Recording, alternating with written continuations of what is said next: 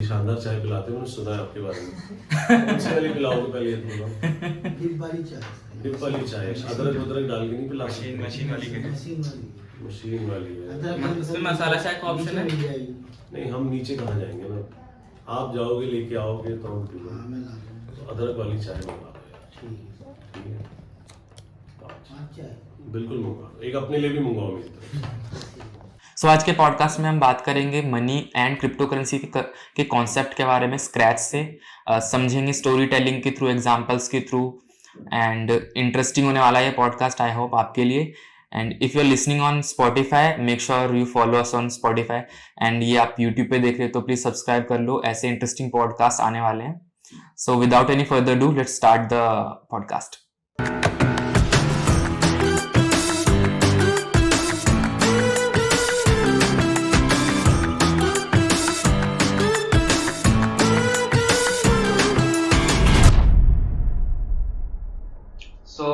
Welcome to the Pritam's podcast sir, सबसे पहले तो।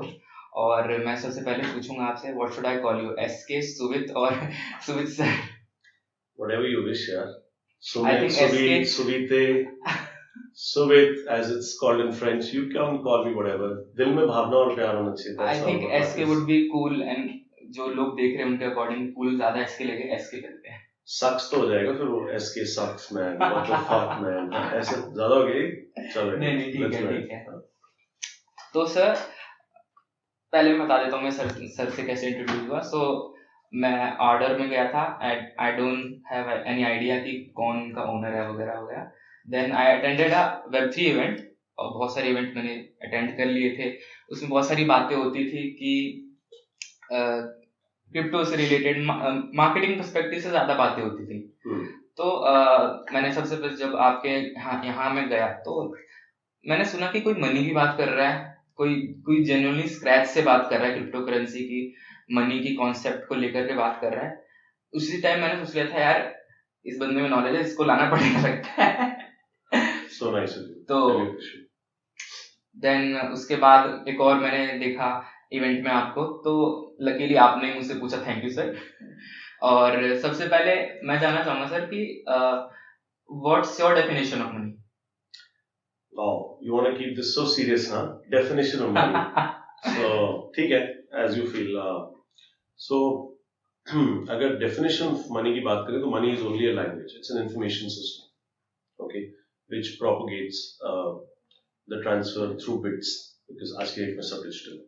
But if you want to understand core principles of money, कि money के तीन एस्पेक्ट्स क्या है, वो आपको टेक्स्ट बुक डेफिनेशंस में मिल जाएगी. It should be a store of value, a unit of account and a medium of exchange. But if I go even further deeper philosophically, what money really actually is. Okay, so money जो है basically एक language in my opinion. It's an information system, great. It's a medium of exchange or transfer mechanism or store value, even better. ये रट्टू धोते वाली बातें, किताबी कीड़ों वाली, ठीक है. मनी एक लैंग्वेज है मेरे हिसाब से. जितने ज्यादा लोग एक लैंग्वेज बोलते हैं उतनी वो लैंग्वेज प्रेवलेंट हो जाती है. जैसे कि आज इंग्लिश लैंग्वेज सबसे ज्यादा प्रेवलेंट लैंग्वेज है अक्रॉस द इंटरनेट. आज से बहुत पहले चले जाओ, लाइक 2000 years back, तो you do not even have literally gold and silver coins आने शुरू हुए थे. बट उससे भी और पहले चले जाओगे, लाइक अफ्रीका में, तो वो बीड्स यूज करते थे. Yeah, I think some shells, something. सीशल्स भी बाद में आए थे. सबसे पहले बीड्स थे, सीशल्स, उसके बाद में दस गोल्ड, सिल्वर, फिर बीच में कॉपर या लेड इंगॉट्स. इवन जब एग्रीकल्चरल टाइम था तो लोग अपनी गाय भैंसे भी एज अ मनी यूज करते थे, कि यार मेरे पास गाय है, this is like money, you know, and I can lend that money और I can give it you for sale price और व्हाटएवर. चिकन, पोल्ट्री, इस तरीके की चीजों को भी लोग मनी. कहने का मतलब ये है कि money is a language. Okay, the more people speak that language, the more that money gains importance. Like now fast forward in today's time. So today's time is all based on the current monetary system, which is basically the US dollar acting as the world's reserve asset or biggest currency, which has the maximum amount of trade. 80% of global trade happens. Then you have different baskets of other different currencies which are floating against the dollar, and plus you have this monetary system which is basically debt based. So debt based monetary system का मतलब क्या है? It's simple कि जितना भी पैसा आज की डेट में एग्जिस्टेंस में आता है, that comes through the banking system when the bank lends you money. Now bank lends you money against collateral. That collateral could be a government bond, that collateral could be your house, that collateral could be any other asset. But eventually when the bank creates money, and mark my words, this is creation of money. That's why I use the word create.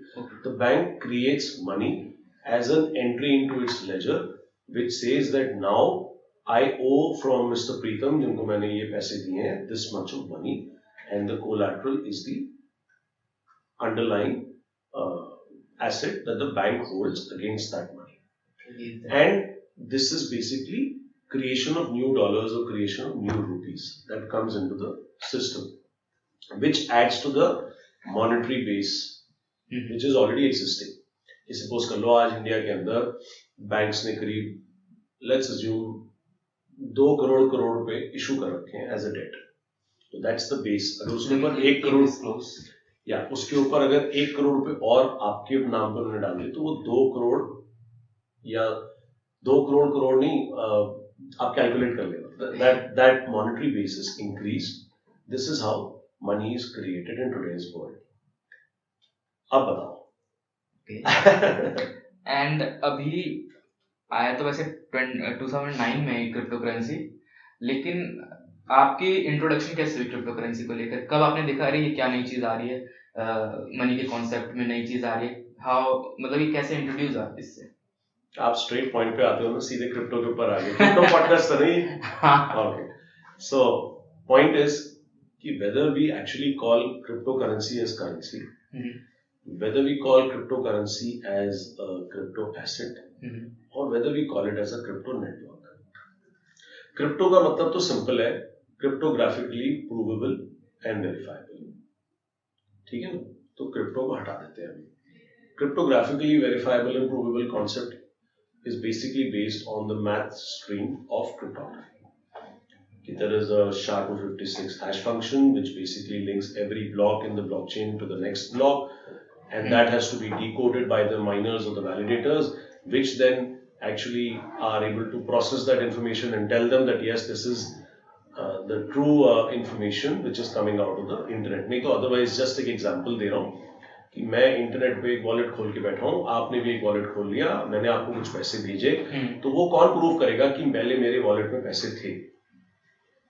या suppose कर लो, चलो आपने prove कर लिया कि मेरे wallet में पैसे थे. अब अगर मैंने वही पैसे आपको भी भेज दिए और आपके कैमरा स्टाफ में से किसी और को भेज दिए, तो कैसे पता चलेगा कि वही पैसे मैंने 2 बार ना भेज दिए? So this is what bitcoin actually solved as a first crypto currency और क्रिप्टो एसेट और क्रिप्टो नेटवर्क. अब इस पे भी आ रहे हैं. This is basically called the problem of double spend. और एक और प्रॉब्लम है जो बिटकॉइन ने सॉल्व करी थी, that is called the Byzantines general problem. Now just एक एग्जांपल देके आपको समझाना, because I think people understand examples. I think they love stories. उनको स्टोरी फॉर्म में समझाओ या फिर किसी भी ऑडियंस को, तो उनको मजा भी आता है, उनको अच्छा भी लगता है. चलो स्टोरी फॉर्म में समझा. ठीक है, सपोज कर लो कि आप महाराणा प्रताप हो. Okay, thank you sir. नहीं, बड़ी कठिन मुश्किल जिंदगी रही थी उसकी. थैंक यू बोल रहे हो, सोच समझ के बोलो. ओके, ठीक है, घास खा के जिंदगी जी थी, तो प्लीज आप वो करना नहीं चाहते हो, आई एम वेरी श्योर. ठीक है, बट सपोज कर लो कि आप महाराणा प्रताप हो और आपने अकबर की फोर्ट के ऊपर आगरा में अटैक कर दिया, और 4 तरफ से आपकी 4 अलग अलग सेना के जो सेनापति हैं, जिनको हम जनरल्स कहते हैं, वो 4 अलग अलग डायरेक्शन से आपके ऑर्डर्स की वेट कर रहे हैं कि सर कितने बजे अटैक करना है. ओके, तो आपने 12 बजे का टाइम मुकर्रर कर दिया. दोपहर को 12 बजे लोग थोड़ा सा सुस्ता रहे होंगे या नमाज पढ़ रहे होंगे, जो भी है, चलो इस टाइम पे हम अटैक करते हैं. अब जो आपने मैसेज भेजा, वो आपके जो मैसेंजर्स होते थे उस टाइम पे, जिनको गुप्तचर क्या कहते हैं, आई थिंक दूत कहते हैं. दूत, वेरी गुड. सो दूत आपने भेजा, तो वो दूत जो है आपके चारों जनरल्स तक पहुंचा, हम्म, या पीछे से ही अकबर ने उसको ट्रैक कर लिया और अपना दूत बैठा दिया उसको मार के, ठीक है ना। और ये जो प्रॉब्लम है ये बड़ी भयंकर प्रॉब्लम है, this is called the Byzantine general problem. I am explaining it in very simple analysis. तो ये जो काम है ना, ये करते हैं जो विलेजर्स हैं, जो आसपास के गांव वाले हैं, जो आपका साथ दे रहे हैं, इनको कहते हैं नोड्स या वैलिडेटर्स, जो आपके मैसेज को इंक्रिप्शन में जैसे आपने भेजा उसी इंक्रिप्टेड वे में वो दूसरे जनरल तक पहुंच गया, उसको वैलिडेट कर रहे हैं, देख रहे हैं कि हाँ ये बिल्कुल ठीक मैसेज है जो महाराणा प्रताप जी ने ही भेजा था और उन्हीं के जनरल को ही मिला है। This is what the nodes and validators do in a blockchain network. Plus जो आपके सेनापति हैं जो जाके अकबर के ऊपर अटैक कर देते हैं और अटैक जीत जाते हैं और अकबर के फोर्ट को कैप्चर कर लेते हैं और उसके खजाने को लूट लेते हैं, जो खजाने में से जो नया कॉइन निकल रहा है, जैसे नया बिटकॉइन निकलता है, वो उन जनरल्स के बीच में बढ़ जाता है। इन जनरल्स को कहते हैं माइनर्स। माइनर्स, या correct. Now you understand miners क्या है, नोड्स क्या है, वैलिडेटर्स क्या है। So now coming to the main point कि क्रिप्टो बेसिकली एक करेंसी है, एक एसेट है, एक कमोडिटी है या एक नेटवर्क है। देखिए, जब भी कोई नए तरीके के पैसे का जन्म होता है, और पैसे का मतलब क्या है अगेन, लैंग्वेज। एक लैंग्वेज का जब जन्म होता है तो हमें पता नहीं होता कि वो लैंग्वेज कहाँ यूज होगी। किसी ने नहीं सोचा था कि कंप्यूटर लैंग्वेज में सबसे ज्यादा डोमिनेट करेगी जावास्क्रिप्ट, क्योंकि उससे पहले जावा भी आई थी, और मशीन लैंग्वेजेस की सर्वर बेस पे चले जाओ तो पाइथन भी है, और अगर आज बैकएंड ब्लॉकचेन रिलेटेड लैंग्वेजेस है तो सबसे इंपॉर्टेंट लैंग्वेज है रस्ट मेरे हिसाब से, और रस्ट से ही अब निकली है मूव भी, जो एक नए प्लेटफॉर्म्स है, एप्टोस एंड सुई व्हिच आर यूजिंग। सो पहले पता नहीं होता कि वो लैंग्वेज कहाँ यूज होगी, कैसे यूज होगी, लेकिन जैसे जैसे वो लैंग्वेज पॉपुलर होती जाती है, लोग उसके अंदर कुछ ना कुछ कमियां या कुछ ना कुछ नुक्स निकालते हैं। जैसे सॉलिडिटी के लोग आज नुक्स निकाल रहे हैं कि ये बड़ी सिंपल लैंग्वेज है, क्लासेस है, इनहेरिटेंस है, प्लस इसमें उतनी हाई लेवल ऑफ कंकरेंसी नहीं है, जो भी। तो कहने का मतलब ये है कि जैसे अगर एक क्रिप्टो को अगर हम या एक करेंसी को अगर हम एक लैंग्वेज दे दें, मनी को लैंग्वेज दे दें, तो कमियां तो निकलेंगी, और कभी बार ये भी नहीं पता था उसका यूज केस क्या है। तो यूज केस अगर तो सिर्फ पैसा स्टोर करना है कि यार मेरे पैसे की जो वैल्यू है वो कम नहीं हो, तो that's called store of value, जिसमें सबसे इंपॉर्टेंट जो क्रिप्टो एसेट है, जिसको मैं कमोडिटी ज्यादा मानता हूं, it's a synthetic money commodity which is called bitcoin. अगर आप क्रिप्टो को एज अ मनी को जो है आप ट्रांसफर और मीडियम ऑफ एक्सचेंज की तरह समझते हैं, तो उसमें इन्फ्लेशनरी थोड़ा सा होना जरूरी है, बिकॉज इंसेंटिव्स अलाइंड रहते हैं। माइनर्स को भी पैसे चाहिए, जो कि आप जब अपना कोई ट्रांजैक्शन भेजते हैं तो आप कुछ फीस पे करते हैं ऑन द नेटवर्क, माइनर को पैसे मिलते हैं। अब अगर वो बहुत ही ज्यादा डिफ्लेशनरी होगा वो क्रिप्टो करेंसी, तो बेसिकली क्या होगा कि उस क्रिप्टो की वैल्यू तो बढ़ जाएगी, जो उसके होल्डर्स हैं उनको तो इंजॉयमेंट मिलेगी, लेकिन जो माइनर्स हैं because of the network congestion, उनको फिर वो उतना पैसा नहीं मिलेगा, उनके इकोनॉमिक इंसेंटिव्स अलाइन नहीं है, तो हल्का इन्फ्लेशनरी होना पड़ता है, जैसे आज की फिएट करेंसीज हैं। तो अगर आप उसको यूटिलिटी दे रहे हो as a transfer mechanism, as a unit of exchange, तो in that sense let's say Ethereum हो गया, या सोलाना हो गया, या पॉलीगॉन हो गया, तो इन जो क्रिप्टो करेंसीज हैं इनको आप मोर लाइक मैसेज बस सिस्टम्स मान सकते हैं। ओके, अब व्हाट डू आई से bye message bus system? Basic concept ये है, बस में बैठे, ठीक है, कहीं भी जाना तो टिकट तो लगेगी, करेक्ट, तो वो ये टिकट है। अब टिकट तो कितनी भी इशू हो सकती है आगे चल के, राइट, ठीक है। कॉन्सेप्ट ये है कि इकोनॉमिक वैल्यू आपको प्रदान कर रही है, आप पॉइंट ए से पॉइंट बी पे जा रहे हैं बस के अंदर, अगर समझे। वैसे ही आप एक क्रिप्टो नेटवर्क के अंदर अगर कोई एनएफटी बाय करते हैं, या आप डीफाई एक्सचेंज पे कुछ भी एक्सचेंज करते हैं, तो आप एक वैल्यू इंटरचेंज कर रहे हैं। वैल्यू इंटरचेंज भी क्या है कि स्पेशल टर्म्स में देखें तो it's like transporting from one place to the other. अगर स्पेशल टर्म्स में देखें तो it's a message bus system, उसकी फीस उसका वो टोकन है और बाकी आपको उसकी इकोनॉमिक वैल्यू मिल रही है। चाहे वो अब आप डीफाई का प्लेटफॉर्म पे अगर कोई टोकन बाय कर रहे हैं तो क्यों कर रहे हैं? या तो आपको उस टोकन की जरूरत है या आप उस टोकन के अंदर इंटरेस्टेड है क्योंकि आपको लगता है ये ग्रो करेगा। एनएफटी बाय कर रहे हैं तो अगेन या तो आपको उस एनएफटी से बहुत प्यार है या आपको अगेन उस एनएफटी की वैल्यू दिख रही है कि आगे चल के बढ़ेगा। ह्यूमंस ऐसे ही होते हैं ना, लेवरेज पे बेस्ड है ना ह्यूमंस। हमें लगता है कि यार आज हम यहाँ सबसे पहले पहुंच गए, अभी कोई आया नहीं है लेकिन ये जगह क्राउडेड होने वाली है तो मैं सबसे पहले जाके अपनी सीट ले लेता हूँ, फिर लोग आएंगे, मैं अपनी सीट को बेच के निकल लूंगा और मेरा फायदा हो जाएगा। लेवरेज है इंसान में, दिमाग में। पर वो करने के लिए जो इकोनॉमिक एक्टिविटी करने के लिए जो आपने टोकन यूज किया, that is the utility token which is called the crypto currency in this sense. But in my opinion now, okay, it is actually still not a currency. agree. How do you agree? पहले तो ये बताओ। क्योंकि इसको अभी पहले तो ये तो नॉर्मल सी बात है कि इसको लोग कम जानते हैं। कंपैरेटिवली देखा जाए जो इस चीज को एक्सेप्ट कर रहे हैं वो कम है, कंपैरेटिवली देखा जाए ऐसे तो बहुत सारे लोग हैं, और साथ में जो नहीं एक्सेप्ट कर रहे हैं वो बहुत सारे हैं। और इसकी जो यूटिलिटी है वो कुछ स्पेसिफिक चीजों को लेकर ही कोई एक्सेप्ट कर रहा है, कोई नहीं कर रहा है। तो मैं इसको पार्शियली मानूंगा कि क्रिप्टो करेंसी कुछ लोग मान रहे हैं, कुछ लोग नहीं मान रहे हैं, अगर मैं नॉर्मली बताऊं तो मेरे पॉइंट ऑफ व्यू। अब मैं बताता हूँ। देखो, करेंसी का मतलब ये है, पहले ये समझो, आज इंडिया में इंडियन रुपी है, इंडिया की करेंसी है। वो करेंसी बना कैसे? एक करेंसी का रोल तब आता है जब उस करेंसी के अंदर अपने आप में एक बहुत इकोनॉमिक एक्टिविटी हो रही है। आज अगर देश की 10 करेंसीज मर जाए तो इंडियन रुपी भी थोड़ा हो सकता है गिर जाए, कि हो सकता है कोई फाइनेंशियल क्राइसिस है तो इंडियन रुपी जैसे गिर भी रहा है डॉलर्स के, लेकिन इंडियन करेंसी मरेगी नहीं। क्यों नहीं मरेगी?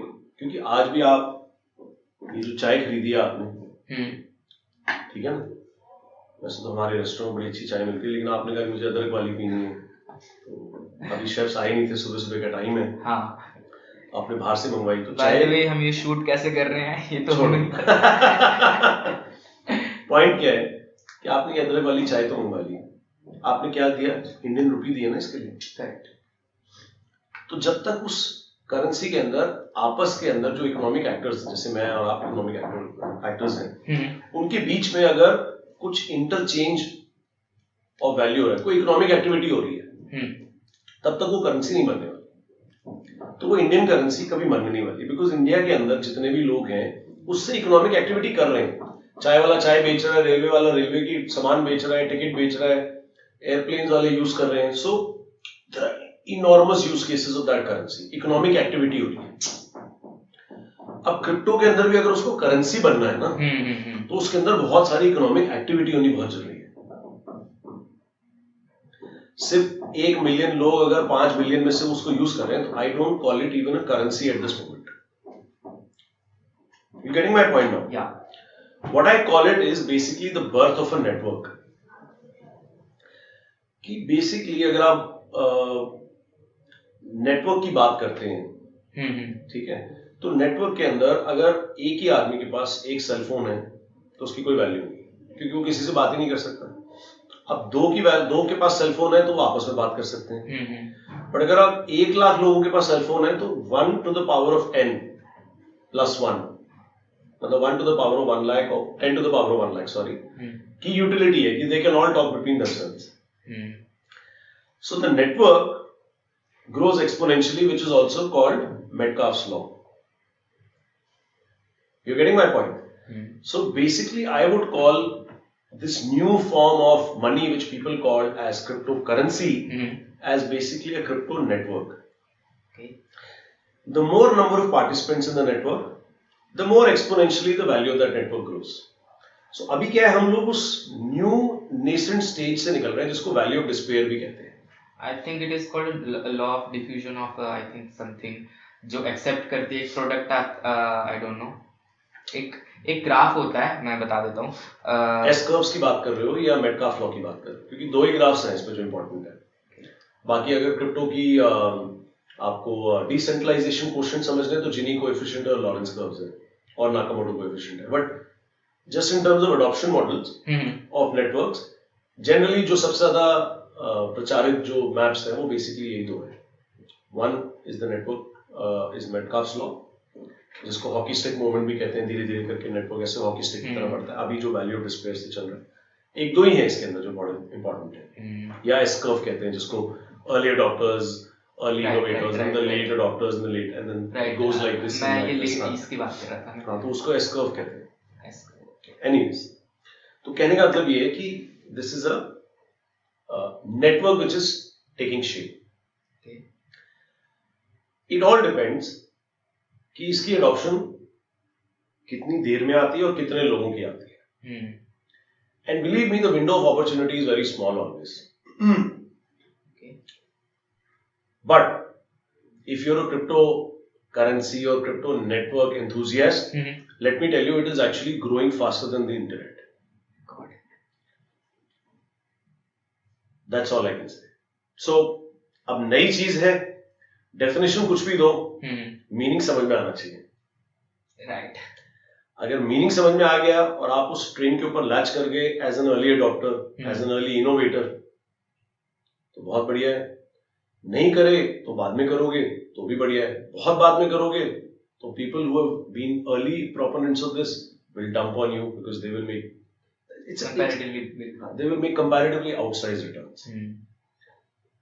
अब whether you want to do this or not, or whether you feel this is shit, or whether you feel कि ये तो बेकार है, that is a discussion also where we can actually discuss if you want. And I can give you a good reason, pros and cons, why it will work and why it will not work. आप किससे शुरू करना चाहते हो? पहले देख लेते हैं why it will not work. So बात करते हैं कि why it will not work. I personally feel that there are only 2 or 3 core issues why it will not work. If we were to say it will not work. Number 1, आपको लगता है कि यार we don't need any such privacy or any such freedom of transaction, क्योंकि जो government ने जो already established UPI rails बना रखे हैं, बैंकिंग सिस्टम में बहुत अडेप्ट है and it's quite fast. And even अगर मुझे बाहर पैसा भेजना है यूएस, जो मैं क्रिप्टो के अंदर अगर भेजता हूँ तो वो 1 सेकंड में चला जाता है, पर बैंक के थ्रू भेजता हूँ तो 4 दिन में जाता है। But I am okay with it. People feel कि I am okay with it, and also because the government says it is not legal tender, so why should I get into this. So वो डर है आपके अंदर, वो भी एक बात अलग है। और प्लस इस सॉफ्टवेयर की लोगों को समझ नहीं है, नॉलेज नहीं है, और हर आदमी कंफर्टेबल नहीं है जब तक उसका यूआई यूएक्स बहुत अच्छा नहीं हो जाता। तो अगेन विंडो ऑफ अपॉर्चुनिटी कम, जैसे मैंने बताया। या फिर आपको लगता है कि यार ये बिल्कुल ही स्पेक्युलेटिव एसेट्स हैं जिनकी कोई अंडरलाइंग वैल्यू नहीं है, बिकॉज गवर्नमेंट ने तो इनको एक्सेप्ट किया नहीं है। एंड जब तक गवर्नमेंट के ऊपर हमारा ट्रस्ट है तब तक मैं क्यों इस फालतू की अनाप शनाप स्पेक्युलेटिव चीजों के अंदर पढ़ूं? ठीक है ना? These are 3-4 things which I personally feel कि which hold the general public, वो उस लक्ष्मण रेखा को ब्रेक नहीं करना चाहते और कोई करना भी नहीं चाहिए। एटलीस्ट अगर आप क्रिप्टो के अंदर काम भी कर रहे हैं तो you should do it in the legal way, जैसे सरकार ने बोला। That is my sincere suggestion to everybody. Having said that, अब बात करते हैं कि why it will work, और इसके अंदर बहुत सारे कॉन्सेप्ट्स हैं मेरे दिमाग में जो मुझे लगता है कि I could be biased, but I personally feel कि ये करेगी काम। उसका रीजन एक ग्लोबल है, फास्ट है, 1 सेकंड में पैसा है, परमिशनलेस है, किसी से पूछने की जरूरत नहीं है, कोई बैंक नहीं जाना, कोई फॉर्म नहीं भरना। Most importantly it's more political. अब वो पॉलिटिकल क्या है? देखो आज की डेट में जो वर्ल्ड का डेट टू जीडीपी रेशियो है वो बहुत हाई हो चुका है। मतलब आपको जस्ट एक एग्जांपल दे रहा हूं दैट अगर आपके ऊपर 1 करोड़ रुपए का, अब एग्जाम्पल ही मतलब एनालॉजी से ही समझा, हाँ। 1 करोड़ रुपए का आपका साल का बिजनेस है और आपके ऊपर 4 करोड़ रुपए का ऑलरेडी लोन है, जिसपे अगर नॉमिनल 6-7% इंटरेस्ट भी मान के चलूं, ठीक है, तो 28 लाख रुपए साल का हो गया। अब 1 करोड़ के बिजनेस में आपके बाकी के भी तो खर्चे, ठीक है ना, आना जाना रहना खाना पीना ट्रांसपोर्टेशन, बहुत सारे खर्चे और भी हैं, या स्टाफ की सैलरीज या व्हाटएवर रेंट वगैरह। तो क्या आप 28 लाख रुपए का इंटरेस्ट भर सकते हो? आपसे सवाल है, 1 करोड़ के बिजनेस पे रेवेन्यू पे क्या आप 28 लाख रुपए का इंटरेस्ट भर सकते हो? थोड़ा सा हार्ड रहेगा, थोड़ा सा। 28% मार्जिन कहाँ है किसी इंडस्ट्री में? वही तो। आपको तो सिर्फ इंटरेस्ट कॉस्ट भरनी है 28% की, बाकी भी चीजों को तो छोड़ ही दो। शायद इकोनॉमिक्स में अभी आप, but let me be honest, नहीं हो पाएगा। The debt to GDP ratio of most of the advance countries, मतलब आज अगर वर्ल्ड का जीडीपी $90 ट्रिलियन है, तो global debt is around $400 trillion, private and public, मतलब सरकारी प्लस निजी दोनों मिला के। It's impossible to pay back. The monetary system is designed in such a way, as I told you, जब बैंक लोन देता है तो it's a debt creation model, तब वो डेट इतना बढ़ चुका है कि there is no way to unwind it, there is no way to पे इट ऑल्सो, तो it's like a catch-22 situation. अब कैसे पे करोगे इतने लोन के ऊपर इतना इंटरेस्ट? तो बेसिकली इसके अंदर अब इकोनॉमिक्स के फंडे आते हैं, बिकॉज मैं इकोनॉमिक्स ऑनर्स हूं तो मैं अच्छा से समझाने की कोशिश करूं। हाँ बिल्कुल। या तो आप इसको इन्फ्लेट करोगे, जैसे आजकल आप देख रहे हो ना, इन्फ्लेशन चल रहा है जो हो रहा है, हाँ हो रहा है। क्यों हो रहा है? बिकॉज कोविड आया, फेडरल रिजर्व ने बहुत सारे डॉलर्स और यूरोपियन कमर्शियल बैंक ईसीबी ने बहुत सारे यूरोज और जापानीज बैंक ऑफ जापान ने बहुत सारे येन फ्लड कर दिए मार्केट। फ्लड क्या किया? बेसिकली गवर्नमेंट बॉन्ड्स और कॉर्पोरेट बॉन्ड्स ही बाय किए। लेकिन जब आप गवर्नमेंट का बॉन्ड बाय कर लेते हो तो आपने उसकी डेट को मोनेटाइज कर लिया, या कॉर्पोरेट की बॉन्ड्स को बाय कर लेते हो तो कॉर्पोरेट के पास फ्री कैश फ्लो आ गया क्योंकि उनका बॉन्ड बाय हो गया। अब उस कैश फ्लो से वो कुछ और करेंगे, तो जब वो कुछ और करेंगे तो उसमें भी कुछ खर्चा करेंगे, जब वो कुछ और खर्चा करेंगे तो वो लोगों तक ट्रिकल डाउन होगा। तो इसलिए जब ये पैसा बहुत जल्दी से तेजी से हाथ बदलता है, वेलोसिटी ऑफ मनी जिसे कहते हैं, so then what happens is it leads to inflation, because inflation is all about first money supply into the velocity of money, basic concept, ठीक है ना, क्रक्स ऑफ द मैटर। तो एक तो हो गया मेथड इन्फ्लेशन, कि आज आपके पास बैंक पे पड़े हैं 100 रुपए, आपने कुछ नहीं किया, लेकिन 10% साल का इन्फ्लेशन चल रहा है, तो वो पैसे जो कल को 1 साल बाद उसकी वैल्यू 90 रुपए की हो जाएगी। मतलब ये नहीं है कि वो 100 रुपए 90 हो जाएंगे, मतलब ये है कि 100 रुपए से जो चीज आप आज खरीद सकते थे वो आप कल को उसी 100 रुपए से नहीं खरीद पाओगे, 90% चीज आएगी उससे। और अगर ये इन्फ्लेशन बहुत ज्यादा बढ़ जाता है तो it is basically taxing the poor, because it taxes the poor the most who do not have assets. जिनके पास एसेट्स हैं उनकी तो वैल्यू बढ़ रही है, क्योंकि तो हार्ड एसेट्स हैं, क्योंकि उन एसेट्स की, उसी गुड्स की तो वैल्यू बढ़ रही है। आज एनर्जी की वैल्यू कहाँ है, वो सब आप देख ही रहे हो, ठीक है ना, घी कितना बढ़ गया, तेल कितना बढ़ गया, गैस कितनी बढ़ गई, इलेक्ट्रिसिटी के रेट्स बढ़ गए। ये हार्ड एसेट्स है, difficult to produce, it takes time, energy, labour, capital allocation, so many things. तो एक तरीका तो है इन्फ्लेशन का, to pay back this mess, this monetary system mess in which we are. Sorry to interrupt, मैं बता दूं, ये सर ने इन्फ्लेशन के बारे में बताया, राइट? हाँ राइट, हाँ, ये इन्फ्लेशन के बारे में। हाँ, सेकेंड थिंग इज डिफ्लेशन, कि यार सरकार ने बोला कि यार ये तो बहुत ज्यादा पैसे हमने देने हैं, हम तो दे नहीं पाएंगे, बल्ले बल्ले जय माता दी, ठीक है ना। सोचो मोदी जी कभी आके ऐलान करेंगे, या फेडरल रिजर्व, मोदी जी का तो बहुत अच्छी पोजीशन है, उन्होंने बहुत अच्छा काम किया इंडिया में। क्या यूएस और यूके कभी उनके गवर्नर्स या उनकी जो प्रेसिडेंट नहीं, जो नई प्राइम मिनिस्टर लिस्ट ट्रस्ट या प्रेसिडेंट बाइडेन व्हाइट हाउस के जाके ऊपर ऐलान करेगा कि यार आज से यूएस दिवालिया हो गया है और हम पैसे नहीं भर सकते, राइट्स हो जाएंगे यार। बाजार में लोग एक दूसरे का कत्ल करने निकल आएंगे, बैंक रन हो जाएंगे, बैंक डिफ्लेट होके खत्म हो जाएंगे, जैसे लेबनान में हो रहा है। हाँ, लेबनान में इन्फ्लेशन बहुत हाई है, बैंक्स ने पैसा देना बंद कर दिया, उन्हीं के कस्टमर्स का जिनका सेविंग्स था वो अपने पैसे लेने के लिए बंदूक चला रहे हैं बैंक के अंदर जाके, मतलब ऊपर फायर कर रहे हैं। अभी तक ऐसी घटना नहीं मिली कि मार मूर के लेके जा रहे हैं, but that's robbery. But any which is point is कि अपना पैसा निकालने के लिए भी उनको हथियार उठाने पड़ रहे हैं। तो बेसिक आइडिया ये है कि डिफ्लेशन इम्पॉसिबल है for the people in power to accept and to declare कि वो कल को कहें कि तो दिवाली हो गई जी, हमारे पास पैसे ही नहीं है, हमारे पास सप्लाई खत्म, पूरा वाइंड अप होने देते हैं, सिस्टम को वाइंड डाउन होने देते हैं, बिकॉज उसमें राइट्स हैं। तो बेसिक आइडिया यही है कि ये दो ही तरीके हैं in terms of the people in power. Now comes the third way, and I am talking very ideological now.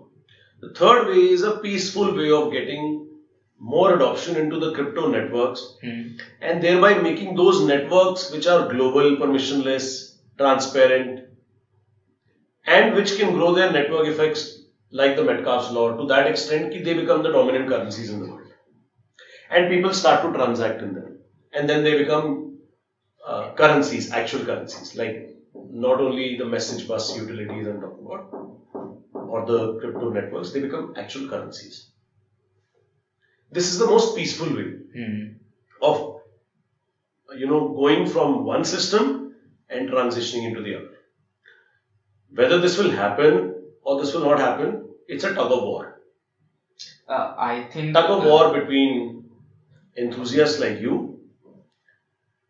and the normies or the people who really don't want this to happen because they're very happy with what is already happening in the but okay. The main point is change is the only constant in life. Okay. Fully. And change or time, you have a fixed relationship सबसे पहले अपनी life में with your time.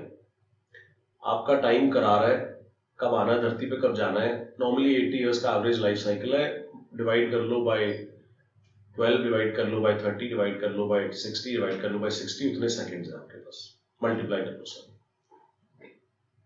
आपका fix relationship आपके time के साथ। So change and time do not wait for anybody, and technology जो है वो बहुत ही एक्सपोनेंशियल है और वो किसी के लिए भी वैसे भी वेट नहीं करती। जो जीनियस वडोदरा के अंदर बैठ के कोडिंग कर रहा है अपने कंप्यूटर पे और एक नया प्रोटोकॉल लॉन्च कर रहा है, और वो protocol could be the new Twitter or could be the new Facebook or whatever, Shopify or cryptocurrency or whatever.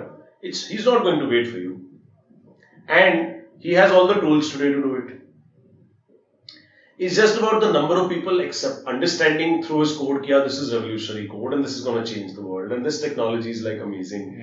Yeah, this technology with respect to fertilizers being produced just through sun and with some chemical rods and completely non-chemical style, but just by radiation is the most efficient way in the world. And so, कहने का मतलब ये है कि technology is not going to wait for neither for you, neither for me.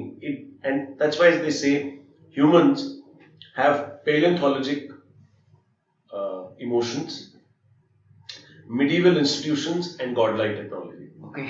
So this godlike technology, which has been progressing exponentially, is not going to wait for you and me. And that's why I personally feel that this change over a small period of time, where different technologies are now meeting with each other, colliding with each other, and they are exponentially meeting each other's S-curves, is not going to wait for you and me. And this is why I personally feel that cryptos will have a good golden future. I personally feel that unless and until we have like all the governments banning all cryptos at the same time, and which I see the probability is very low because it's game theory. जैसे आज El Salvador अपना currency नहीं है, dollar के ऊपर dependent था, dollar की value बढ़ती जा रही है, उनकी करेंसी डिवैल्यूएट हो रही है, तो उनको लगता है कि यार आज मैं अगर बिटकॉइन ले लेता तो जो 10 साल में डॉलर के अगेंस्ट भी नाना करते 200% पर एनम बढ़ा है, तो शायद मैं 10 साल में आगे अपनी जनता को कहां ले जाऊंगा। या ईरान है जिसके ऊपर सैंक्शंस हैं यूएस से, तो वो कहता है मैं आज क्रिप्टो की माइनिंग करके क्रिप्टो के रिवॉर्ड्स अपने पास रख के क्रिप्टो में ट्रांजैक्शंस करूं। बेसिकली गेम थ्योरी चल रही है. So unless and until all the nations come together, I personally feel that the only way is for crypto to go up, but there will be lots of curves. It's like waves. Nothing goes up like a straight, line. It all goes like waves. Okay. So these are the pros and So cons. मैं एक add करना चाहूँगा, कुछ countries में accept कर रहे हैं लोग as legal tender. I don't know government उनको परमिशन दे रही है कि नहीं, पर I think in South Africa कुछ कंट्रीज में जहाँ पर उनकी करेंसी स्टेबल नहीं है, दे आर यूजिंग बिटकॉइन. तो वो भी प्लस पॉइंट हो सकता है जिन कंट्रीज में जिन कंट्री की इकोनॉमी अच्छी नहीं है, तो वो क्रिप्टो करेंसी. इसी तो मैं बात कर रहा हूँ ना आपसे, गेम थ्योरी तो चल रही है. हाँ, बिटवीन डिफरेंट कंट्रीज. सी अब एक और प्रॉब्लम भी है. आपने इसकी बात करी तो इसको और डिटेलिंग में चलते हैं. आज की डेट में 80% of global trade is happening in dollars, and dollar is the world's dominant currency. You can even actually say is the world's reserve currency. होता क्या है, जितनी भी कंट्रीज हैं जिन्होंने डॉलर डिनोमिनेटेड डेट ले रखी है, अपनी कंट्री को ग्रो करने के लिए गवर्नमेंट भी तो डेट लेती है. जो गवर्नमेंट के बॉन्ड्स होते हैं वो क्या होता है, गवर्नमेंट के लिए डेट, जिसको बैंक्स या प्राइमरी इंस्टीट्यूशंस बाय करते हैं. And they call it like pristine collateral, क्योंकि ये गवर्नमेंट बॉन्ड्स हैं, क्योंकि गवर्नमेंट के पास ताकत है, गवर्नमेंट के पास पैसा है. पैसा नहीं भी है तो ताकत है. ठीक है. तो कहने का मतलब ये है कि जब आप ये डेट को बाय करते हैं, अब कई गवर्नमेंट्स ने सेम डेट जो है ये डॉलर्स में ले रखी है. In fact a lot of the developing nations have taken dollar denominated debt, खासकर जो साउथ ईस्ट एशियन कंट्रीज है.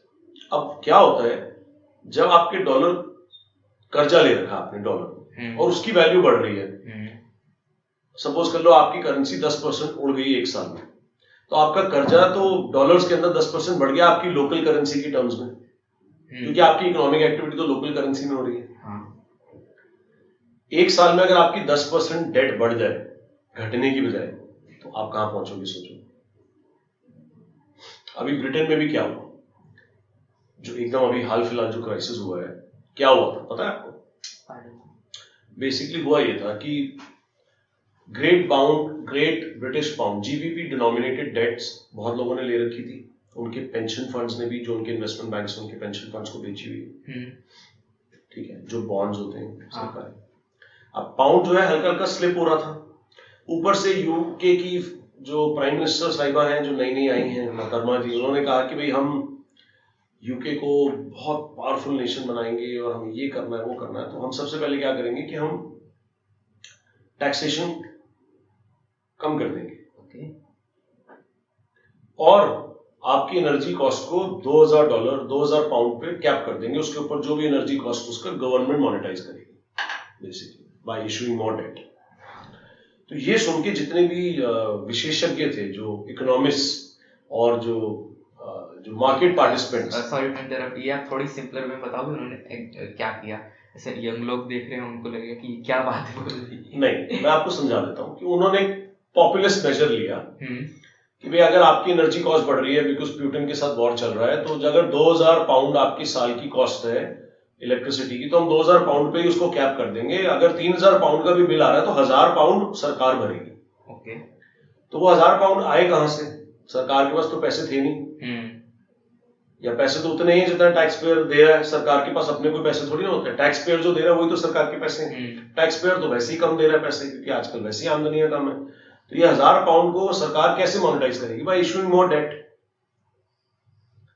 और उस डेट को कौन बाय करता है? वही इन्वेस्टमेंट बैंक्स, जो आगे फिर उन पेंशन फंड्स को दे देते हैं, या पेंशन फंड्स इनके पास लोगों की प्राइवेट सेविंग्स लगी हुई है जो उसको स्टॉक मार्केट में लगाते हैं, इनके पास होती है ये debt. Getting my point? Again हम लेकिन अगर वो मार्केट पार्टिसिपेंट्स, पेंशन फंड्स या वो जो इन्वेस्टमेंट बैंक्स हैं, वो ये देख के समझ रहे हैं कि ये जो सरकार कर रही है ये बेवकूफाने हरकतें हैं. ये £1000 आएंगे कहां से? फ्री के थोड़ी ना है, पैसे तो कहीं से तो लगेंगे. अच्छा, फिर उनके फाइनेंस मिनिस्टर साहब ने नए जो पॉइंट, उन्होंने भी एक बड़ी कहते हैं ना महारताना हरकत करी है. क्या करा उन्होंने कहा कि we'll cut down the taxation rate. भाई सरकार के पास वैसे ही पैसे नहीं है, टैक्स से ही पैसे आते हैं, वो टैक्स रेट भी कम कर देंगे।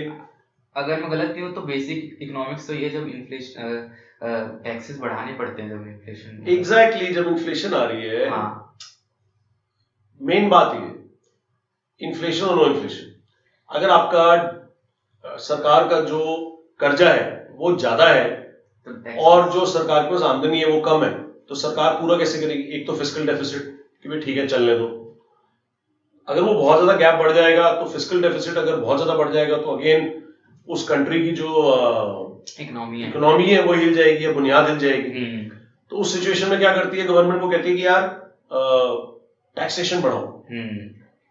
तो ये उल्टा कर रहे हैं कि टैक्सेशन कम कर दो और आपके पाउंड के अंदर जो गैस का बिल है वो भी मैं ही भर दूंगा, ये एक तो किस्म से फ्री हाँ, मनी है। तो ये देखते ही जितने पेंशन फंड्स थे उनको उन इन्वेस्टमेंट बैंक्स ने बोला कि आपकी जो कोलैटरल की वैल्यू है, जो आपके पास गवर्नमेंट डिनोमिनेटेड डेट है, जिनको बॉन्ड जो आपने खरीद रखे हैं उसकी वैल्यू कम है जी हमारी नजर में, आप और कोलैटरल भरो। भाई government bonds are collateral, it's safe, considered to be safe, but those investment banks said कि this is no longer safe, इस कोलैटरल को बढ़ाओ क्योंकि हमें इस कोलैटरल पे ही डर लग रहा है। तो पेंशन फंड्स के पास में उतना कोलैटरल था नहीं, they had to start selling other collateral to get this collateral, other assets to sell this to get this collateral। जब वो और assets उन्होंने great British pound denominated assets बेचने शुरू करे, जब आप पाउंड के अंदर डिनोमिनेटेड एसेट्स को डॉलर की तरफ बेचोगे तो डॉलर की वैल्यू बढ़ेगी, तो इसलिए पाउंड एकदम गिरता चला गया, डॉलर बढ़ता चला गया। आई थिंक ये तो 11th-12th के बच्चों को ही पता होता है कि इन्फ्लेशन में टैक्सेशन कम मतलब ज्यादा करना चाहिए ऐसा कुछ। हाँ तो हमारे कोई पॉलिटिशियन सारे इकोनॉमिक्स ऑनर्स थोड़ी हैं, सारे पढ़े लिखे हैं क्या? Anyways no joke, I mean I don't want to throw jokes at anybody, but okay. basic economic lessons हैं हाँ. जिनको उन्होंने फॉलो नहीं किया, उस वजह से मार्केट शेकी हो गई, pound started to slip and then the central bank had to intervene. अब सेंट्रल बैंक ने क्या किया? खुले में कहा कोई दिक्कत नहीं, हम 12 दिन में आपसे $60 बिलियन 60 बिलियन पाउंड के बॉन्ड्स खरीद लेंगे, आप हमें दो। अब सेंट्रल बैंक एक ऐसा बैंक है जिसके पास अनलिमिटेड प्रिंटिंग प्रेस है। You are talking about Central Bank of UK? Okay. The Bank of England, BOE। तो उन्होंने क्या कहा कि ठीक है हम ये बॉन्ड्स को हम बाय कर लेते हैं, तो उस बॉन्ड की जो वैल्यू उसको गिरने नहीं दिया, बॉन्ड को बाय कर लिया। इन्वेस्टमेंट बैंक्स और जो पेंशन फंड्स थे जिनसे उसको बाय किया उनके पास सरप्लस पैसा आ गया, फिर उसी पैसे से उन्होंने और चीजें ले ली, पाउंड स्टेबलाइज हो गया। उन्होंने उस पाउंड को बेचा नहीं टुवर्ड्स द डॉलर, जिससे कि डॉलर और बढ़ जाए, तो अभी वापस पाउंड 1.03 पे आके 1.1415 पे आ गया। But we just avoided a crisis by this margin. अगर सेंट्रल बैंक इंटरवीन नहीं करता, उस डेट को मोनेटाइज नहीं करता, तो पाउंड ही अनस्टेबल हो जाता, इकोनॉमी ही गिर जाती और उसके स्टेलमेट में आ जाती और 50% लोगों की जो सेविंग्स है ओवरनाइट या 2 दिन में उड़ जाती, क्योंकि pension funds account for 50% of UK citizen savings. UK में तो so, अब इसका नहीं यूके में नहीं आ रहा, ये वर्ल्ड वाइड प्रॉब्लम्स हैं। और ये प्रॉब्लम्स अभी क्या है, गेम थ्योरी की वजह से ही हो रही है। पूछो क्यों? बड़ा सिंपल है। मैंने आपको बताया डॉलर वर्ल्ड की रिजर्व करेंसी है। अब इन्फ्लेशन यूएसए में भी आ रखी है, करेक्ट, हाँ, और तगड़ी आ रखी है क्योंकि उन्होंने कोविड के बाद बहुत ज्यादा मॉनेटरी प्रिंटिंग करी है। अब क्या हुआ, क्योंकि इन्फ्लेशन आई तो उनके पॉलिटिशियंस पे प्रेशर पड़ा, क्योंकि हर जगह से रेट बढ़ रहे हैं, गैस के, तेल के, हर चीज के, रेंट के, हर चीज के पैसे बढ़ रहे हैं, तो जनता रिवोल्ट करती है यूएसए में। इन्फ्लेशन इतनी बढ़ गई तो अब पॉलिटिकल मुद्दा बन गया। पॉलिटिकल मुद्दा बन गया तो अब उनको डाउन करनी है इन्फ्लेशन। इन्फ्लेशन डाउन करने का तरीका, जो सेंट्रल बैंक के पास जो प्राइमरी हथियार है वो इंटरेस्ट रेट बढ़ा दिया, कि मैं इकोनॉमिक एक्टिविटी को डैम्पन कर दूंगा, इंटरेस्ट रेट बढ़ा दूंगा। तो जब इंटरेस्ट रेट बढ़ेगा तो लोग कम बोरोइंग करेंगे, कम पैसा बैंक से क्रिएट होगा, कम इकोनॉमिक एक्टिविटी होगी और उसलिए सप्लाई थोड़ी कंट्रोल में हो जाएगी। Supply control basically demand destruction है कि डिमांड ही कम होगी। सप्लाई तो जो हार्ड एसेट्स की है, चाहे वो गैस हो, तेल हो, वो तो जब प्रोड्यूस होंगे तभी आएंगे, वो एक अलग कहानी। ये डिमांड डिस्ट्रक्शन है। अब क्योंकि उन्होंने डिमांड डिस्ट्रक्शन करनी शुरू कर दी और यूएस वर्ल्ड की रिजर्व करेंसी है,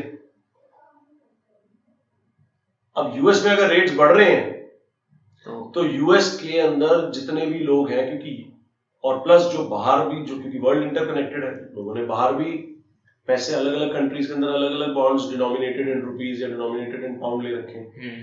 लेकिन जब यूएस के अंदर इंटरेस्ट रेट इतने बढ़ जाएंगे तो, और यूएस क्योंकि सेफ करेंसी अभी तक मानी जाती है, तो वो लोग क्या करेंगे, वो कहेंगे यार इंडिया में 6% मिल रहा है ब्याज मुझे और यूएस में 4% मिल रहा है, छोड़ यार 2% क्यों सिरदर्दी लेनी, यूएस के जाके बॉन्ड बाय करते, इंडिया से पैसा शिफ्ट होकर यूएस चला जाता है, यूके से शिफ्ट होकर यूएस चला जाता है, जापान से शिफ्ट होकर यूएस चला जाता है, क्योंकि वो सेफर करेंसी मानी जाती है, सबसे सेफर एसेट माना जाता है यूएस ट्रेजरी बिल्स या बॉन्ड्स या नोट्स। तो लोग वहां पे अपना अपना पैसा इन डेवलपिंग कंट्रीज से निकालते हैं या even developed countries like UK से निकालते हैं और यूएस में चले जाते हैं। तभी तो बाकी के बैंक्स जो हैं वो परेशान है, गेम थ्योरी है। अब उल्टा आईएमएफ और वर्ल्ड बैंक बोल रहे हैं यूएस के अंदर की ट्रेजरी को कि प्लीज बंद करो यार, कितना रेट बढ़ाओगे, अभी रेट इतना मत बढ़ाओ क्योंकि हमारी करेंसीज डिवैल्यूएट हो रही हैं, क्योंकि गेम थ्योरी चल रही है, क्योंकि यूएस सेफ है और यूएस के एसेट्स या ट्रेजरी बिल्स जिसे हम कहते हैं सबसे प्रिस्टीन कोलैटरल माना जाता है। और जितनी इंस्टीट्यूशंस है वर्ल्ड वाइड और है तो सारी वही इंटरकनेक्टेड वर्ल्ड लोग, तो वो यूएस की तरफ भाग रही है।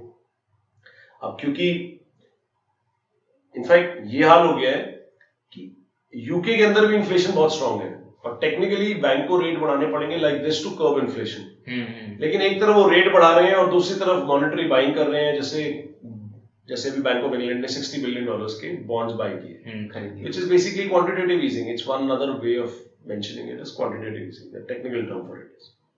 तो एक तरफ आप पैसा इंड्यूस कर रहे हो क्योंकि डेट को मोनेटाइज कर रहे हो, दूसरी तरफ आप रेट बढ़ा रहे हो, तो एक तरफ इन्फ्लेशनरी काम कर रहे हो, which is पैसा आप इंट्रोड्यूस कर रहे हो, सिस्टम में इन्फ्लेशनरी है, दूसरी तरफ रेट बढ़ा रहे हो, तो खिचड़ी पक रही है basically. You getting my point?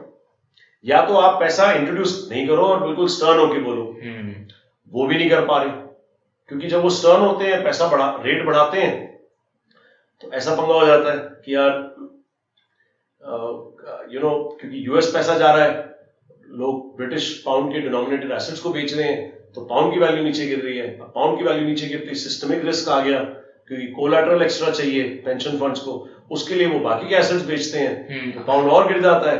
फिर जब वो बेचते हैं और पाउंड इतना गिर जाता है कि अब वो सिस्टम कोलैप्स पे आ गया, तो सेंट्रल बैंक को फिर इंटरवीन करके फिर वो पाउंड डिनोमिनेटेड डेट को जो है उनको खरीदना पड़ता है, मॉनेटाइज करना पड़ता है, और उसके बाद में फिर वो पाउंड स्टेबल होता है, but which is again inflationary. तो कहने का मतलब ये कि वर्ल्ड की जो मॉनेटरी सिस्टम है वो बड़े ही नाजुक दौर से निकल रही है, और उस नाजुक दौर से निकलने का रीजन यही है कि जो डेट टू जीडीपी रेशियो बहुत हाई है, और इसमें से निकलने का कोई आसान तरीका नहीं। I don't blame those guys, they are trying to do their level best, they are all doing it in good intentions, but the crux of the matter is कि we are standing at a time जहाँ से कुछ भी हो सकता है। Exactly. अब इस सिचुएशन में बताओ what is the best alternative, कि क्या हम डिफ्लेशन होने दें, कि यार सरकारें नंगी हो जाए और कहें भाई हमारे पास तो पैसे नहीं है, नहीं कर सकते ना, बैंक रन हो जाएगा, राइट्स हो जाएंगे, हम तो नहीं चाहते कोई ह्यूमन लाइफ का लॉस हो। क्या हम बहुत ज्यादा इन्फ्लेशन होने दें, हाइपर इन्फ्लेशन आ जाए? हाइपर इन्फ्लेशन का मतलब ये है कि 10% या 5% पर मंथ आपकी वैल्यू डिक्रीज हो रही है, कि 60%, जैसे टर्की में आ गया, एक किस्म का हाइपर इन्फ्लेशन, टेक्निकली नहीं, बट जैसे मैंने बताया, जितने टर्किश लीरा का आप एक साल पहले एक गाड़ी खरीदते थे, उतने टर्किश लीरा का आज एक आईफोन खरीद पा रहे हो। क्या आप वो सिचुएशन भी चाहते हो? नहीं। हम चाहते हैं कि इन्फ्लेशन 10-12% रहे साल की, और साथ साथ एक ट्रांजिशनरी सिस्टम आ जाए जो कि क्रिप्टो करेंसीज का है, या क्रिप्टो एसेट्स का है, या कमोडिटीज का है, as I call them crypto networks का है, जो उसको टेक ओवर कर ले, और ये जो डेट है इन्फ्लेट अवे हो जाए। Inflate away in the sense कि अगर 10% वैल्यू आपकी गिर गई करेंसी की एक साल, तो आज 100 रुपए आपके अकाउंट में पड़े हैं, उसके बाद आप 90 रुपए के सामान खरीद सकते हो, एक साल बाद एटलीस्ट 90 का तो खरीद पा रहे हो। लोग उससे भी तसल्ली बना लेंगे, जो बहुत ज्यादा जागरूक हो चुके हैं वो क्रिप्टो की तरफ जा रहे हैं, बिकॉज उनको लगता है कि क्रिप्टो बढ़ सकता है वैल्यू में, क्योंकि जब ज्यादा लोग घुसेंगे तो ऑब्वियसली वैल्यू बढ़ेगी, और यहां मेरे पैसे की बैंक में पड़े पैसे कम हो रही है, वैल्यू कम हो रही है। 10% सही, लेकिन 10% छोटी रकम नहीं होती। नॉर्मली जो इन्फ्लेशन टारगेट डेवलप्ड कंट्रीज का 2% होता है, 2% फील नहीं होता। बेसिकली है भी वो एक इनडायरेक्ट टैक्स ही। अगर मैं आज आपको वैसे करके समझाऊं कि यार आज तुम्हारे पास 100 रुपए हैं, पड़े पड़े उसकी वैल्यू 95 रह जाएगी, तो तुम कहोगे ठीक है यार कोई बात नहीं। लेकिन मैं कहूँ 100 रुपए 60 रुपए हो जाएंगे तो तुम भी डर जाओगे। तो इन्फ्लेशन बेसिकली चाहे आप 2 रुपए करो, 10 रुपए करो या 40 रुपए करो साल का, है तो एक इनडायरेक्ट टैक्स ही।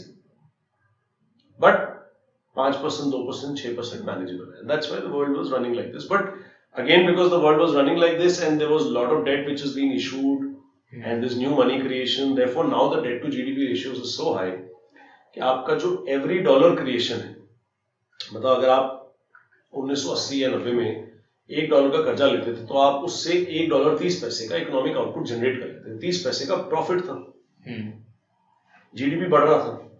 आज वो $1 का कर्जा लेके आपकी जीडीपी 1.30 नहीं हो रही है, उल्टा 70 पैसे ही बढ़ रही है, तो बेसिकली -30 में जा रहे हो। तभी अगर आप देखोगे तो 2008 में जब फाइनेंशियल क्राइसिस आया था ना, जीएफसी, उस टाइम पे जो टोटल डेट था वर्ल्ड का, that was only around $150 trillion. So basically आज जो है 400 है, मतलब $250 trillion of global debt has been added in the last 14 years, which is 60% of global debt। मतलब इतना कर्जा लेने के बाद भी कोई इकोनॉमिक आउटपुट या जीडीपी 2008 से लेकर 2022 में उतनी नहीं बढ़ी है। तो अगर तब 45 या $46 ट्रिलियन की थी, आज डबल हुई है 14 साल बाद, लेकिन जो कर्जा है 300 गुना बढ़ गया। यू अंडरस्टैंडिंग द एनालॉजी कि $1 से 70 पैसे का बेनिफिट मिल पा रहा है, उस $1 का कर्जा लेने के बाद में भी 70 पैसे की जीडीपी इंक्रीमेंटेशन है, $1 की भी नहीं है, $1.30 तो भूल जाओ। And this happens over a period of time. ये फंडा हो रखा है। तो ये जो जिस परिस्थिति में आज हम खड़े हैं उसमें कोई आसान रास्ता आगे नहीं है। मैं ये आपके श्रोताओं को, श्रोता मतलब the viewers, because I can talk in not stop, I don't stop, okay, I can talk in English as well as Hindi. So the idea is that we are in a very precarious, very dangerous situation which can lead anywhere. And this system has to reset. The more the people understand this, उतनी जागरूकता जल्दी आ जाएगी, उतनी जल्दी crypto और बढ़ेगा। नहीं भी होगा तब भी बढ़ेगा, in my opinion. I might not be biased. In fact, I might be biased a little bit, but what I'm speaking is still the truth. Because there is no other way out of this monetary system. As you can see yourself. Agree. I'm not the right person to say it, but मतलब ये चीजें हमें economics में normally पढ़ाई जाती है, तो break even point पे आने के लिए जो भी पॉइंट्स नॉर्मल जो बुक्स में वही कर लें तो वही काफी होगा। जो है सो है। अब मुझे नहीं लगता 90% जनता अभी भी केयर करती है इस चीज के बारे में, because you start to care when things go wrong, and then you start to see ये क्या हो गया, मेरे पैरों के नीचे से जमीन निकल गई, you know, and all that stuff, and then all of a sudden everybody's consciousness gets evoked, and then they start to question the government, ये आपने क्यों किया? अरे भैया गवर्नमेंट ने कुछ नहीं किया, गवर्नमेंट में तुम होते तुम भी यही कर रहे होते, because it's human tendency. In fact, kudos to Mr. Modi, उन्होंने हर चीज का रेट बढ़ने दिया, फालतू के लारे लप्पे नहीं लगाए, गवर्नमेंट की पॉलिसीज को स्ट्रॉन्ग किया, नीचे की जो जनता है उनको सशक्त बनाने के लिए गवर्नमेंट की स्कीम्स भी लॉन्च करी, ऊपर वाली जनता को सिर्फ लारे लप्पे लगा के दिया कुछ नहीं, क्योंकि देते तो फिर कहां से पैसे लाते, वही डेट मॉनेटाइजेशन। इंडिया का डेट टू जीडीपी रेशियो आज बहुत कम है। ये महापुरुष जो आए हैं ये इंडिया के लिए बहुत बढ़िया काम कर रहे हैं, और ये इंडिया को, इंडियंस के हो सकता है चाहते हुए तरीके से नहीं, लेकिन इंडिया को बहुत आगे पहुंचाने की कोशिश कर रहे हैं with sound economic principles. Today India is in fact in a very beautiful situation. We have the demographics, so many people less than 30 years of age who are talented, who are educated, knowledgeable, skillful, collaborative. We don't have too high debt to GDP ratios कि आज talent भी क्या कर लेगा। अगर इतना महंगा सामान हो जाए या डेट टू जीडीपी रेशियो इतना हाई हो जाए कि आप सस्टेन ही नहीं कर सकते। इंडिया के पास पैरेलल इकोनॉमी भी है कैश वाली, इंडिया के पास एक हाउस होल्ड इकोनॉमी भी है, जो बीवी आपसे पैसे बचा के चुपचाप सेव कर लेती है, जो कभी रेनी डे के लिए बच जाते हैं। इंडिया के पास गोल्ड भी है, जो कि हार्ड एसेट है, जिसकी वैल्यू सबसे ज्यादा बढ़ेगी अगर बहुत ज्यादा हाइपर इन्फ्लेशन आ गई या डिफ्लेशन आ गई। Gold will maintain its purchasing power parity. तो इंडिया के पास बहुत अमेजिंग कॉम्बिनेशन है, low debt to GDP ratio, excellent demographics, good skill sets, good fiscal management by the government, younger generations, again demographics का part हो गया, and amazing minds at technology. We can create real cool shit stuff and we can collaborate in doing that. So मुझे लगता है हमारा future बहुत amazing है। This decade belongs to India in my opinion, because all the other countries, I don't want to use this word, are badly fucked up. you can use It's badly fucked up.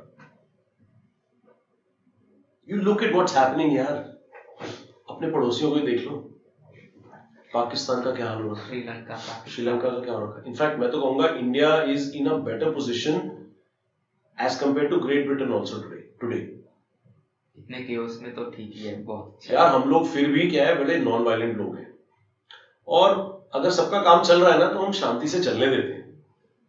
हम वो नहीं है कि यार वो राक्षस जोड़ी के लगो इसको गला काटो, you know, we are not like that. We very very subtle people, अपने में मस्त रहने वाले, अपने आप को ज्यादा परेशानी में नहीं दो या किसी और के काम में ज्यादा इंटरफेयर ना करने वाले, यू नो, अलाइंड है अपने आप से, किसी के साथ पंगा नहीं लेने वाले, मारा कुटी। हम बड़े शांति प्रिय लोग हैं, प्लस फिजिकली डिसिप्लिन भी हैं। अपने आप के अंदर भी देख लो तो आप आज अगर कुछ एक्स अमाउंट ऑफ कमाते हो तो आप अपना जो सेविंग्स रेशियो आपका अच्छा मेंटेन रहता है। बाहर तो लोग ओवर लेवरेज हैं, इंस्टेंट ग्रेटिफिकेशन इकोनॉमीज में जी रहे हैं, तो सबको अपने अपने क्रेडिट कार्ड में जितने पैसे नहीं है उससे ज्यादा पहले स्पेंडिंग कर लेते हैं कि चलो ठीक है यार, कर्जे पे जी रहे हैं।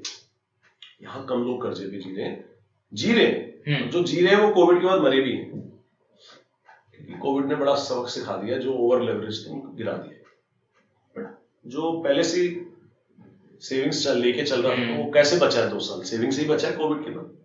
तो इंडिया का फ्यूचर बहुत अमेजिंग है मेरे हिसाब से।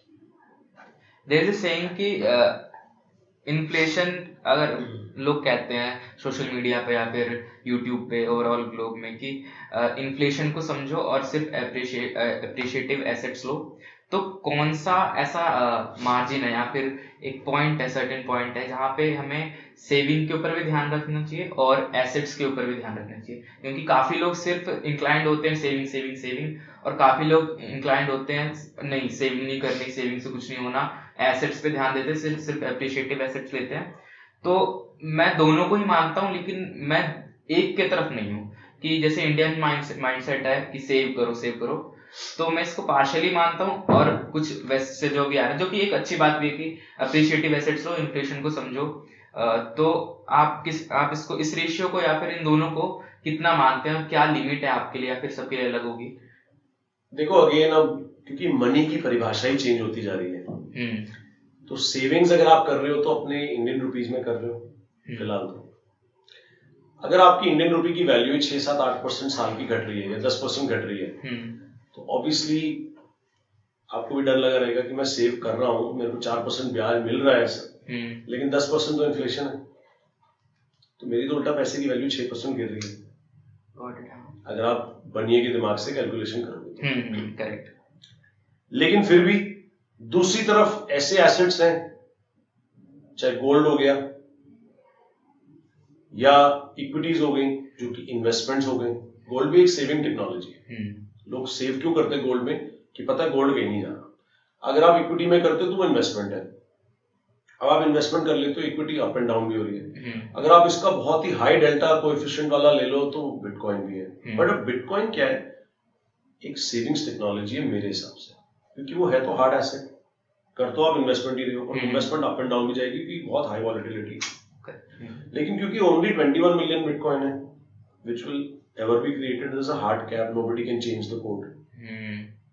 So if you believe in it, only then you buy it, and if you will buy it and you believe in it, there is no way, because gold भी क्यों इतना सालों से एक सेविंग्स मैकेनिज्म है, बिकॉज लोग believe करते हैं it's a language, it's a money, therefore bitcoin will also become a language और which is actually money over a period of time, because easily transportable है। गोल्ड को आप आज 1 करोड़ रुपए का गोल्ड भेजना है, चलो इंडिया से यूएस से भेज सकते हो, बाजे बज जाएंगे। बिटकॉइन के अंदर just a click off button, technology है, पैकेट है, सॉफ्टवेयर है, but software which is independent of government, software which is permissionless, which is being run by nodes across the world, by mining equipment, miners who are running mining farms across the world, independent है। And China ने ban करके भी देख लिया, जबकि China सबसे authoritative country, सबसे draconian country मानी जाती है, उसने भी बैन करके देख लिया, तब भी कुछ नहीं हुआ। गेम थ्योरी है। तो कहने का मतलब ये कि मनी की जब परिभाषा बदल रही है, तो क्या आप उस नए मनी में भी कुछ इन्वेस्टमेंट करके देखना चाहोगे, just for the sake of कि चल देख लेते हैं, 1%, 2%, 5%, 10% अपनी सेविंग्स का, 90% मत लगाओ, क्योंकि 90% आपको जीने के लिए भी चाहिए। अगर बिटकॉइन नीचे गिर गया और चल गिर ही रहा या बिल्कुल जीरो हो गया, फिर क्या करो? 90% मत लगाओ, 10% से शुरू करो। हाँ, उस 10 को भी अगर आपको सेविंग्स ही करनी है तो मेरे हिसाब से 5 गोल्ड में डाल दो, 5 उसमें डाल दो, या 40% गोल्ड में डाल दो, 10% बिटकॉइन में, बाकी 50% कैश में रखो, अपनी सेविंग्स को बैंक में डालो, जैसे भी, मतलब जिसका जैसे मन है। तो और बाकी जो आपको इन्वेस्टमेंट्स करनी है, जो आपका क्वेश्चन है, देखो, you only become wealthy by making investments, by owning a piece of the business, because that business is still working and generating cash flows even when you are sleeping. Either you build that business or you invest in such kind of business if you can't build it. That's the only way to become wealthy. Na? Again, जो बाकी की crypto currencies हैं, these are all kind of businesses. ये message बस systems है, utilities है। अब किसी ने बहुत बड़ा हाईवे बना दिया, जैसे लेट्स से सोलाना है, पैरेलल हाईवेज बन गए 10, 12, 15, सब पे अलग अलग ट्रांजैक्शंस चल रही है, फास्ट ट्रैफिक जा रहा है। या इथेरियम है जिसने शार्डिंग कर दी कि हाईवेज को हब्स, मतलब अलग अलग टुकड़ों में बांट दिया कि यहाँ से ये गाड़ी चलेगी, यहाँ से ये चलेगी, यहाँ से ये चलेगी। या कॉस्मोस है, उसने एक हब एंड स्पोक मॉडल बना दिया कि मेरा ये हब है, यहाँ पे ट्रांसपोर्ट का ये ट्रक आएगा, ये सामान लेगा, ये वापस जाएगा, उधर से वो ट्रक आ रहा है, इनफैक्ट वापस जाना नहीं है, उसी ट्रक ने आगे निकल जाना है, दूसरा ट्रक आएगा जो दूसरी तरफ से, जैसे बैंगलोर एक हब है और पुणे से माल आ रहा है और चेन्नई से आ रहा है, तो चेन्नई वाला ट्रक जो है बैंगलोर आ रहा है, पुणे वाला भी बैंगलोर आ रहा है, और जो पुणे वाला बैंगलोर आ रहा है उसने जाना तो चेन्नई था, लेकिन वो वापस चेन्नई नहीं जा रहा, वो सामान बैंगलोर में डाल के वापस पुणे आ रहा है, और जो चेन्नई से बैंगलोर आया वो भी बैंगलोर से वापस चेन्नई चला गया किसी और का सामान लेके, अपना सामान बैंगलोर में छोड़ के, जो वो बैंगलोर से पुणे वाला ट्रक लेके गया। ऐसा मॉडल भी हो सकता है। अब सुई और एप्टोस करके एक नए ब्लॉकचेन्स आ रहे हैं, which is basically again object oriented है, मतलब बहुत amazing, everything is classified as an object. Can you name it again? Sui and Aptos, वो basically move programming language पे हैं। Everything is an object and everything and all those then these objects are controlled by modules, जो कि smart contracts हैं या programs हैं as in Solana language, and these modules have certain restrictions of calling other modules because they are associated with some key, store, drop और इस तरीके के global global function calls या ग्लोबल डेटा से जो लिंक्ड है, global methods के द्वारा। कहने का मतलब ये है कि ये जो नेटवर्क्स हैं, हाँ ठीक है ना, ये नेटवर्क्स बिजनेसेस हैं। जैसे आज इक्विटीज है, इक्विटीज बिजनेसेस है, तो ये नेटवर्क भी बिजनेसेस हैं। तो अब आप या तो उस बिजनेस को होल्ड करो और उसके अंदर अप एंड डाउन झेलो और अमीर बन जाओ, वेल्थ एक्यूमुलेट कर लो, या जो पुराने बिजनेसेस इक्विटीज वाले हैं उनको होल्ड करके आगे बढ़ दो, ये आपके ऊपर है। इसमें बहुत हाई डेल्टा है, is all I can say, मतलब बहुत हाई वॉलेटिलिटी। बिटकॉइन जैसे ट्रेड में ही 70% वॉल एसेट है, 70 to 80%। तो ये लोग तो 95% वॉल एसेट्स हैं कि आज 100 रुपए का तो 5 रुपए का मिल जाएगा, उतना मुर्दा, इतना आप इतना मुर्दा होना चाहिए कि आप उसको जेल से। द पॉइंट इज नहीं है तो that means you are over invested. उतना इन्वेस्ट करो जितना आप लूज करने में कंफर्टेबल हो, पर अगर जीत गए तो एसिमेट्रिक रिस्क है, एसिमेट्रिक बेट है, एसिमेट्रिक विन है। कॉन्सेप्ट ये। अब किसको कितना करना है, I am not a financial advisor, everybody has to decide on their own, but again as I told you, two ways. Bitcoin is pure savings just like gold, because it's a zero liability asset. And your bank accounts and your savings are also savings. I would personally suggest कि better to have good 20-25% savings and invest 75%, जिसमें से भी आपको divide करना है अपने आप, किसी में कुछ, किसी में कुछ, किसी में कुछ, depending upon your risk tolerance. और अगर आपको रात को नींद नहीं आ रही है और आप रोज रात को पोर्टफोलियो देख रहे हो, चाहे वो एसेट्स का हो, इक्विटीज का हो, बिटकॉइन का हो, क्रिप्टो एसेट्स का हो, क्रिप्टो करेंसीज का हो, मैसेज बस किसी भी चीज का हो, अगर रोज रात को अपनी नींद खो के आप अपना पोर्टफोलियो चेक कर रहे हो, इसका मतलब आप ओवर इन्वेस्टेड हो. वो काम नहीं करता. नींद भी तो चाहिए ना, खराब क्यों करनी? जो किस्मत में मिला वो लिखा वो मिल जाएगा. तो ये कोई फाइनेंशियल एडवाइस तो नहीं है, ऑब्वियसली हम बोल देते हैं. No financial advice. तो बेसिकली व्हाट आई गॉट कि it's up to your risk tolerance, right? Correct. Okay, so इतनी हमने बातें कर ली हैं, तो थोड़ी बहुत आपके बारे में बात कर लेंगे. ऑल्दो बाद में एक प्रॉपर आपके बारे में भी बातें होंगी, क्योंकि आपके बारे में हमने ज्यादा बातें नहीं करी हैं. तो एक आप पिक्चर क्लिक भी कर लो. मैटर नहीं करती मेरे बारे में क्या बात करनी. मुद्दा ये है कि मैसेज या मिशन क्लियर होना चाहिए कि लाइफ कैसे जीनी है, क्या करना है और कैसे करना है.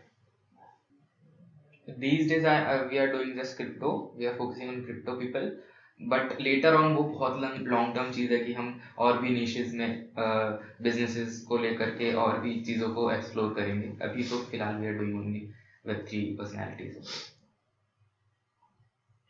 तुम्हें पॉडकास्ट कौन से अच्छे हैं? आप कौन से सुनते हो? मैंने तो नॉर्मली जहाँ से मिल जाता है वहाँ से सुन लेता हूँ. मैं कोई एक जगह फोकस वो नहीं सुनता कोई. ब्लॉकवर्क्स मैक्रो अच्छा है. बैंकलेस करके, बैंकलेस, ब्लॉकवर्क्स मैक्रो और वेल्थियन और किटको. सो बहुत सारे ऐसे लोग हैं जो ये पॉडकास्ट सुन के, और भी बहुत सारे पोर्टल्स है वीडियो के थ्रू या फिर न्यूज़लेटर्स के थ्रू, वो चीज़ों को कोप अप करना चाहते हैं कि क्या चल रहा है क्रिप्टो वर्ल्ड में, specially in crypto world. So what are the YouTube channels और न्यूज़लेटर यू फॉलो और यू सजेस्ट? मैं ये कहूँगा, देखो, you have to start somewhere. जैसे TLDR रिपोर्ट्स आती हैं, कॉइन टेलीग्राफ है, कॉइन डेस्क है, इनको सब्सक्राइब कर लो. सो उनसे काफ़ी न्यूज़ आती चलती है. जो मेन स्ट्रीम न्यूज़ में तो ये वॉशिंगटन पोस्ट वगैरह ये सब इतना नहीं बताते. बाकी ये तो हो गए न्यूज़ लेटर्स. और आप क्रिप्टो पॉडकास्ट में प्रीतम की पॉडकास्ट को फॉलो करें. और उसके अलावा पॉडकास्ट में अगर आप अच्छे लेवल के जाते हैं तो वो मेरे ख्याल से जैसे ब्लॉकवर्क्स मैक्रो बहुत अच्छा है. अच्छे लेवल के गेस्ट आते हैं जो मैक्रो इकोनॉमिक बातें बताते हैं, जैसे मैं आज आपको बता रहा हूँ, अगर इस चीज़ में इंटरेस्ट है. अगर क्रिप्टो साइकिल्स के बारे में बात करना है कि यार क्या बढ़ेगा क्या नहीं बढ़ेगा, वैसे किसी की आवाज़ सुनना नहीं, because lot of scammers on YouTube. But मैं ये सजेस्ट नहीं करूँगा, ये जितने भी ये क्रिप्टो लाख और ये क्रिप्टो बैंटर और ये सब अपने पैसे बनाने के लिए बैठे हैं. They are not here to give you real education. So if you really want to follow good podcast, maybe Robert Breedlove का व्हाट इज मनी शो है, या वेल्थियन का एडम टारगेट है, माइक मेलोनी के podcast हैं which talk about crypto, which talk about gold, which talk about a lot of other things as well. And Bankless is good. और एक Blockworks macro Jack Fali का है, वो बहुत अच्छा है. These are the podcasts which will give you real education, and then you can decide, where you want to lead from there. And then बहुत सारे लोग मिलते चलेंगे. ट्विटर पे बहुत सारे लोग एक्टिव हैं, फॉलो करो उनको. मेरे को भी आप कर सकते हैं. I am India's crypto man on Twitter. I am Sudit_crypto. हम डिस्क्रिप्शन में आपके सारे लिंक्स डाल देंगे. और मतलब मैं बुक्स के बारे में पूछूंगा, क्योंकि मैं रीड करता हूँ बहुत सारी बुक्स. तो कौन सी बुक्स हैं बिजनेसेस या फिर इकोनॉमिक्स को लेकर के that you would suggest? And यार इकोनॉमिक्स की तो बहुत सारी बुक्स. करेक्ट, वो तो फिर इकोनॉमिक ऑनर्स वाले बच्चों के लिए सही है. I don't think your Janata is all economics honours, but I would recommend that, if you want to really understand what's happening in the world, there are 3-4 books or 7 books which I would really recommend. First is The Sovereign Individual by, I don't remember the name of the author. Then there is The Metaverse by Neil Stephenson. Then you have The Price of Tomorrow by Jeff Booth. You have The Network State by Balaji Srinivasan, which is just next level. एक actionable gamification है. I don't remember the name of the author. What else? There are a lot of books here. Books का तो मुझे शौक है, but I'll send you. You can link it in the description. Yeah. So. And last 2 questions, थोड़े interesting question थे, तो मैंने सोचा ये आपसे जरूर पूछूंगा. तो what's the worst advice you have ever received? Worst advice. Actually ये है कि जितनी एडवाइस आती है वो सारी वर्स ही हो जाती है, और उसका रीजन है कि जब आप बहुत ज्यादा एडवाइस लेते हैं ना, that means you're in a societal चक्री, और वो societal चक्री में everybody wants to reinforce what they could not become on you, and then also you do not become what you actually wanted to become. So कहने का मतलब ये है कि you should listen to everybody, but don't take it as an advice. Take it like just an opinion. कि यार वो बोल रहा है, उसका मन था, उसने बोल दिया. अपने मेंटल फ्रेमवर्क को डिस्टर्ब नहीं करना. आपको जो बेस्ट एडवाइस दे सकता है, सबसे पहले वो आप दे सकते हो अपने आप को समझ के. फिर जो आपके क्लोजेस्ट लोग हैं, बैठो उनके साथ, अपने पापा मम्मी के साथ भी बैठो, ब्रदर्स के साथ बैठो, जो बचपन में तुम्हारे साथ बिल्कुल वैसी थी जो आज है, जो तुम्हें उसी नाम से बुलाते हैं जो तुम्हारे बचपन का था, जिनका चड्डी बनियान वाला रिश्ता है. थोड़ी बहुत एडवाइस उनसे ले सकते हो, because they'll always tell you the truth. But honestly, this word advice is highly overrated. Everybody has to understand from within what exactly you're good at, which feels like play to you and work to others, and in which you can really, keep playing. Like people think you're doing like 80 hours of work in a week, but it's just play for you, and then you can leverage it, and then you can build a business along with it, and then you can leverage that business further, and that's how you become wealthy. So अब आप जैसे आज podcast कर रहे हो, if you really love कि यार podcast ही करना है तो करते रहो ना. I really love it. So okay. If you are listening on Spotify, make sure to follow, and if you are listening or watching this on YouTube, make sure to वो जो नीचे लाल कलर का बटन है ना, उसको please press कर देना, free में है. तो thank you SK sir, thank you so much for coming on my podcast. बहुत कुछ सीखने को मिला, जानने को मिला, और आई होप और भी हम नेक्स्ट कुछ आगे भी पॉडकास्ट करेंगे अलग अलग टॉपिक्स पे, और बहुत ही इंटरेस्टिंग पॉडकास्ट था, बहुत ही इंसाइटफुल था. Thank you so much. Thank you for coming.